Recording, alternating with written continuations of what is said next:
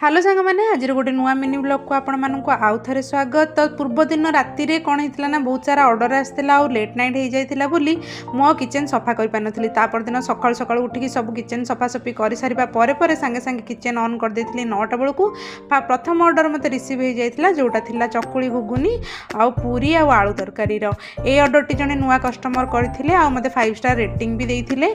ऑर्डरटा hand over कर सारापर मु घर पर चूड़ा संतुला बनई सांग मैंने जदि आपण मैंने भी हैदराबाद में रोचते घर खाଇବା मिस करते आप Swiggy Zomato the Odia kitchen ना सर्च करके ऑर्डर प्लेस करेंगे ना जब किसी कस्टमाइज ऑर्डर चाहूँगी आप मत ऑफलाइन रे भी कांटेक्ट करेंगे। तापर लंच टाइम रे मत गोटे ऑर्डर रिसीव होता जोटा कि रुटी डालमा दही बैगण आउ चकुली चार्टार ये ऑर्डर टी बनई राइडर को मुझे हैंड ओवर कर देती टाइम रे।